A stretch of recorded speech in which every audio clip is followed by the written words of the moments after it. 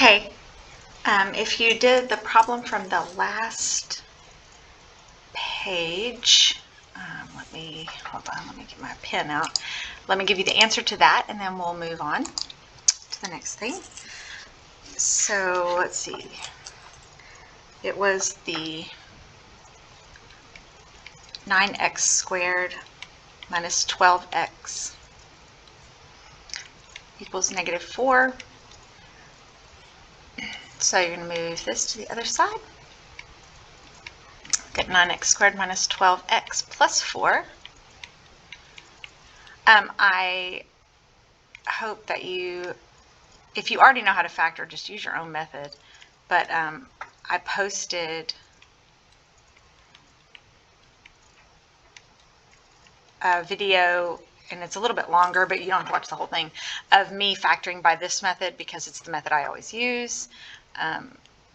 If you wanted to practice it.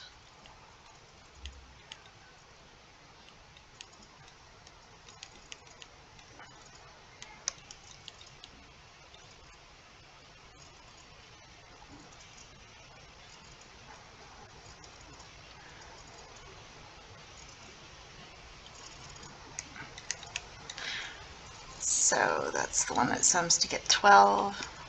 So it's going to be x minus 6x minus 6 because it's a negative in the middle. Negative right there. Don't forget to bring back the 9 that I dropped. Sorry about that.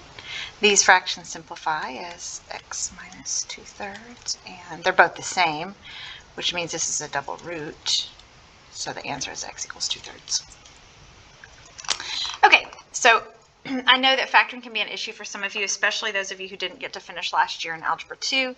So you might want to watch that other video on how to factor trinomials. So the next way that we're going to solve quadratics is by the square root property. So factoring doesn't always work. It only works when things are factorable, obviously. And the square root property doesn't always work. But they are probably the two easiest methods of solving, so they're the two I would check first to see if they'll work. And if they will, that's how I would do it. So this one, there's no reason to factor this, no reason to rearrange it, because if you recognize that x squared equals 17, the goal is just to get x by itself, and the only problem with this right now is this squared. Well, I can just get rid of a squared by doing the opposite, which is taking the square root. If I take the square root of one side, I have to take the square root of the other, which means that I get x equals the square root of 17. Now, 17 is prime, and it doesn't break down, and it's not a perfect square, which means I'm just going to leave it in the radical. But I need to remember that when you take a square root, it has two answers, a positive answer and a negative answer. The fundamental theorem of algebra tells me that whatever my highest exponent in an equation is, that's how many solutions I should have. And so don't forget, this was squared to begin with, so I should have two answers. And I do, in fact, one positive and one negative. So let's do another one. Let's say they give you x squared equals -25. Again, it's no reason to try to factor this or anything else. I can just take the square root of both sides.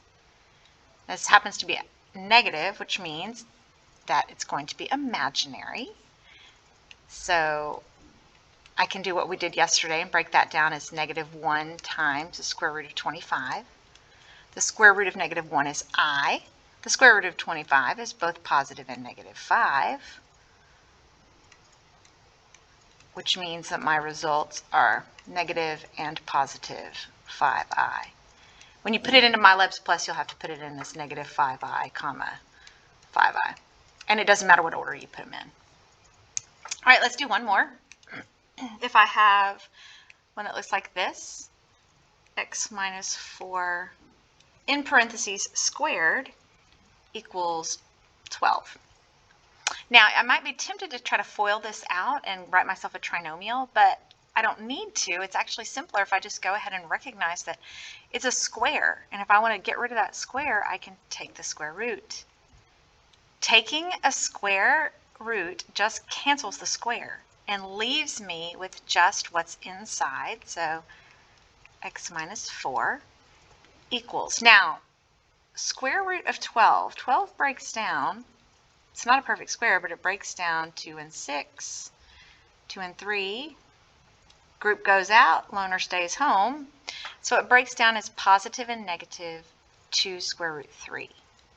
Now, when I move this 4, because I need to get x by itself, and I'm going to add 4 to both sides, add it in front so that you don't doesn't end up looking like it's going underneath the radical. It's just easier. So I get x equals 4 plus or minus 2 square root of 3. So remember, fundamental theorem of algebra says I should have two answers, and you do. You have 4 plus 2 square root of 3, and you have 4 minus 2 square root of 3. So those are your two answers. So that's solving by square root property.